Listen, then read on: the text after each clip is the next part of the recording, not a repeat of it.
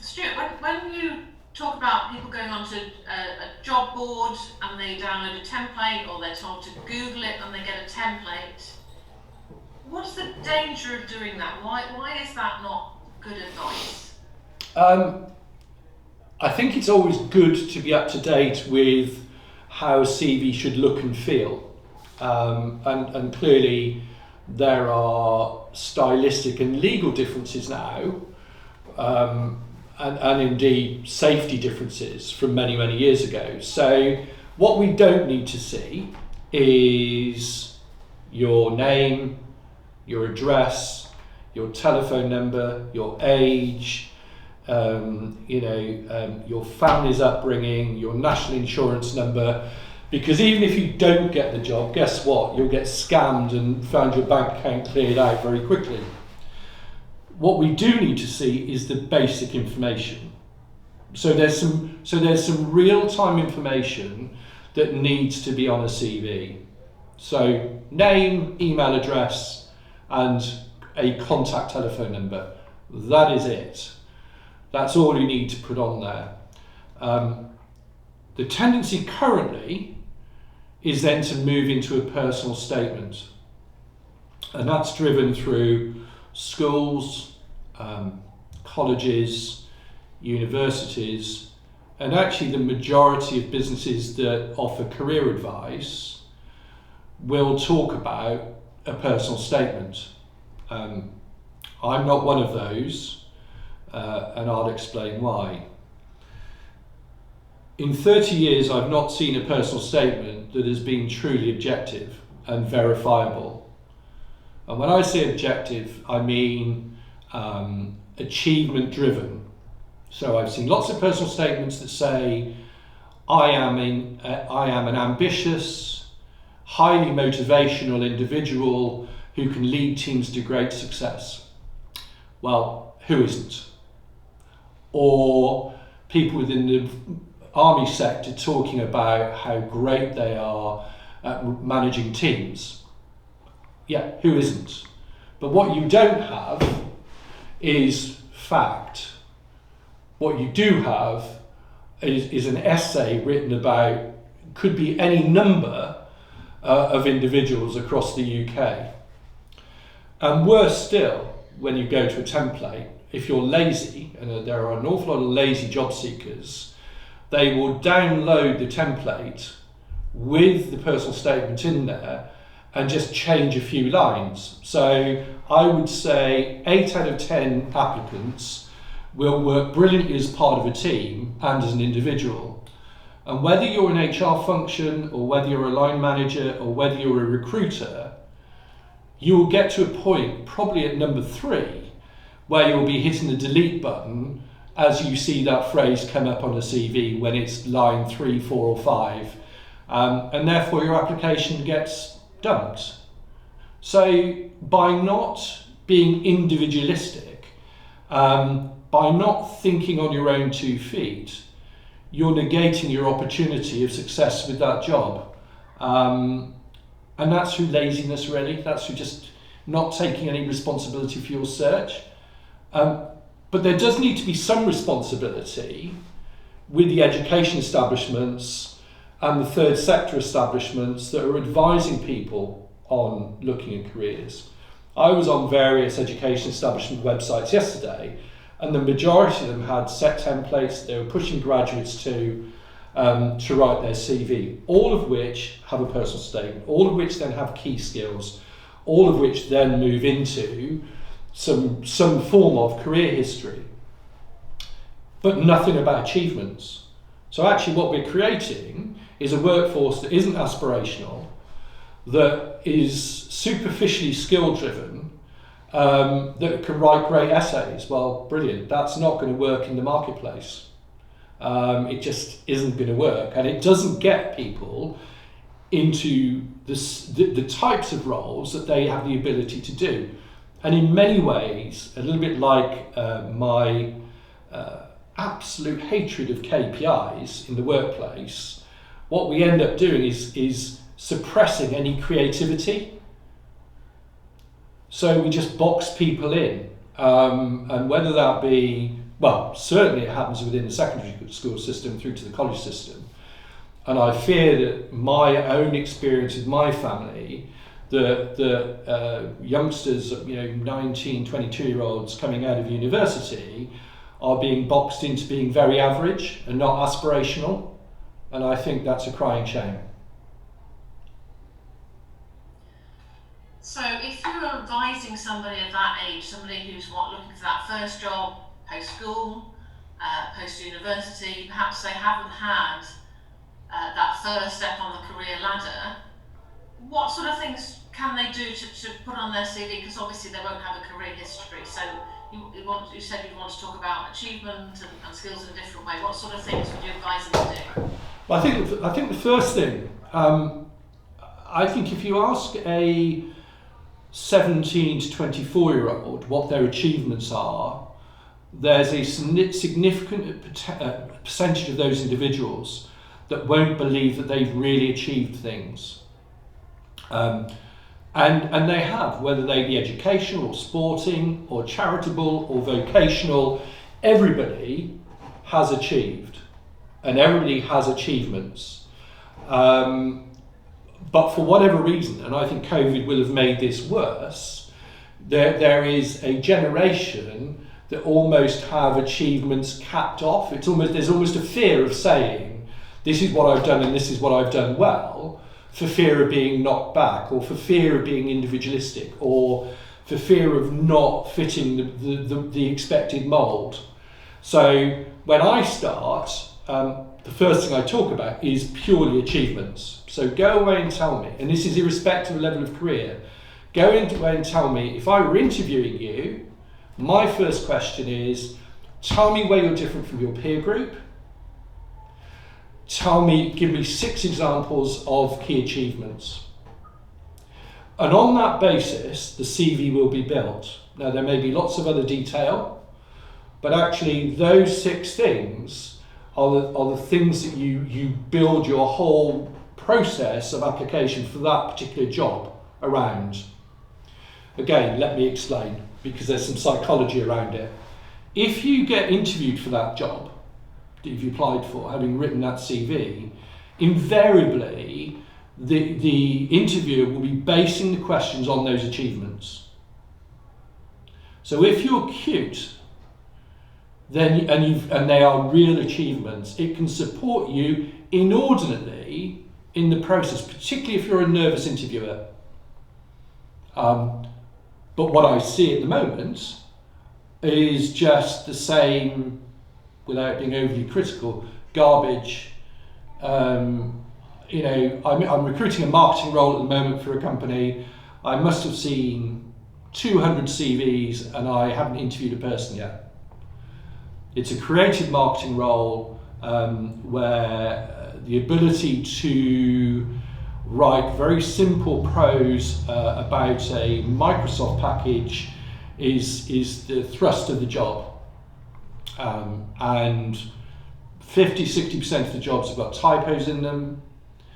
Probably 20 or 30% have got grammatical errors in them. So without going into the detail of whether or not the person has any marketing experience, you're rejecting those people already. Nobody really has put a covering letter with it, a covering email with applications, and it's a creative marketing job. So, so I've wasted, let's say, 200 CVs, 2 hours looking at applications that are meaningless. And if you have that process, and let's remember what a recruitment consultant's job is, if you see that CV 4 or 5 times and it's the same CV with the same mistakes, you'll align that to a certain name and you're switching off subliminally that individual's application every time you see it. Because actually, that I'm not going to make my target by looking at that CV. My job is to make my target. My job, it's the company that pays my employer that pays me. And all the rubbish that goes with it, I don't want anything to do with them. And whatever the individual with the softer skills tell you about the way the market should be, that's not the way the market is. There isn't a recruitment business in the UK or probably globally that will say you haven't hit your target, but you're really nice to people, so well done, you can keep your job.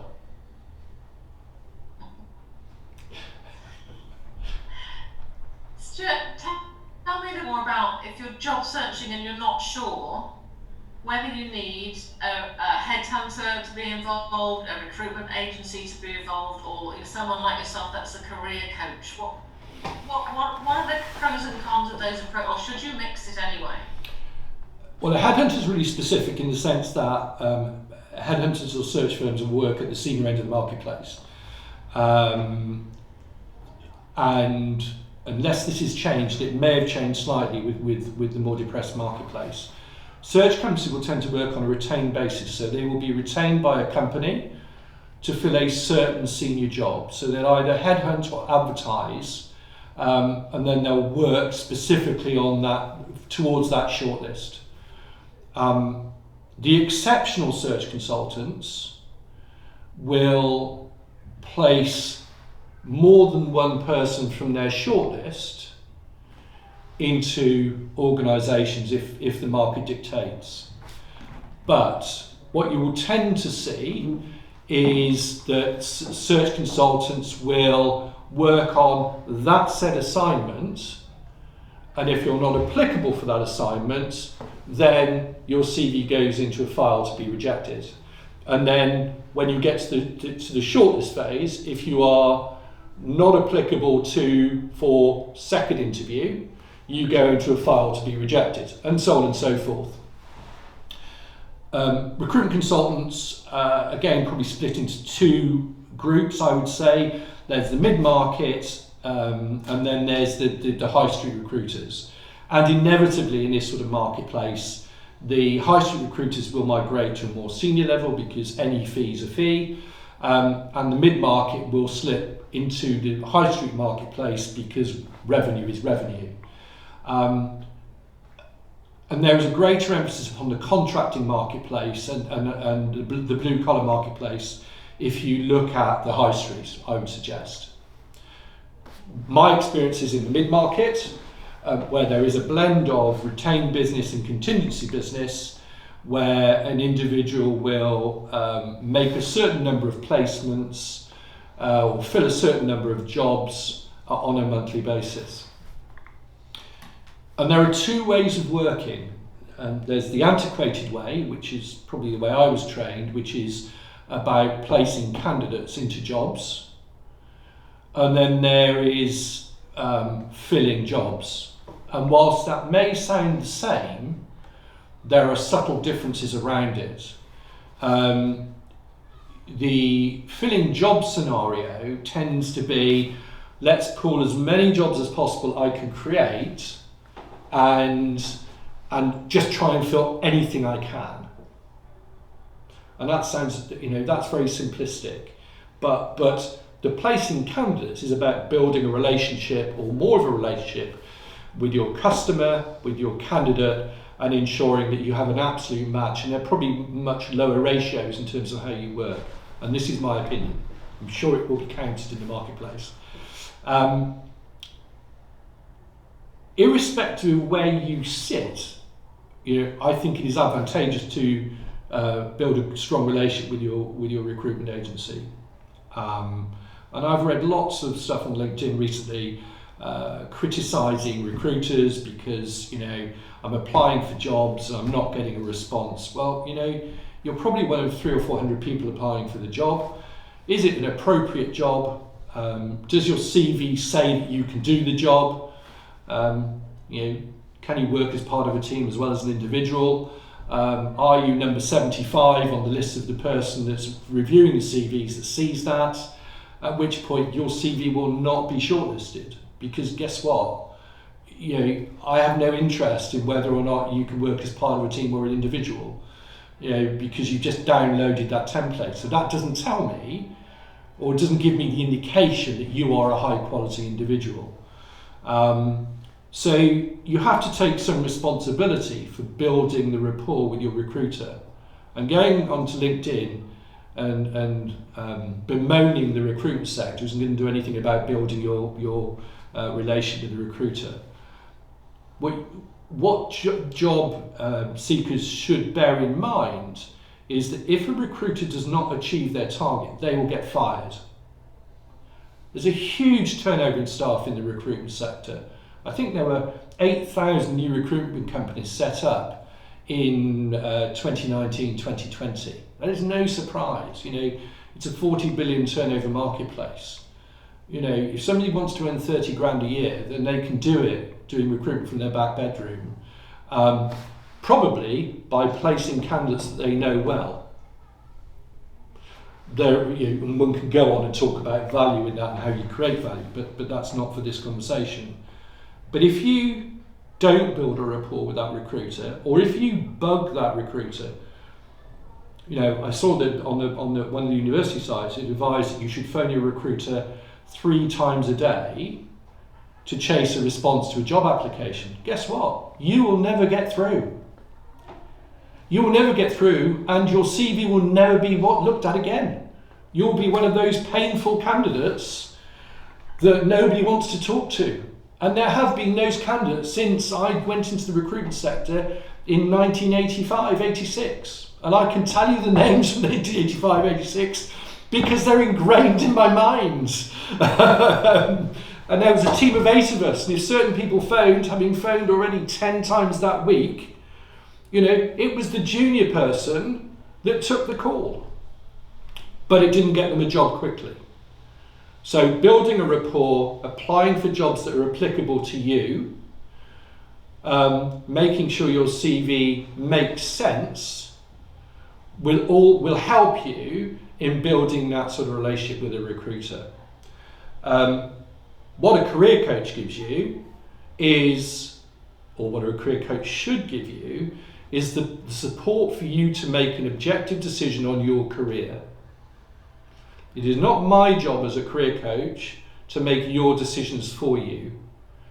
It's my job to help you see the light of what is the recruitment sector, to support you through the challenges that you have in terms of making your decisions, to support you in really clearing your mind so that you can truly maximise the potential that you have, for you to understand what your achievements are, for you to be able to build on those achievements and work a route out for yourself that enables you to be truly fulfilled in the workplace and have a sensible work-life balance.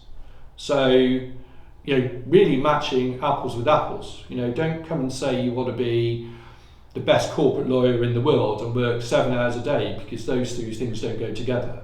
But there are people that think that's the case. There are people that work in the provinces that think that working 9 to 5 means they're a great corporate lawyer, and they may well be technically a great corporate lawyer, but a great corporate lawyer is billing tens of millions of pounds. So again, it's horses for courses.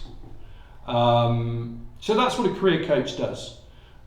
The benefit that I have as a career coach is 34 years recruiting as well.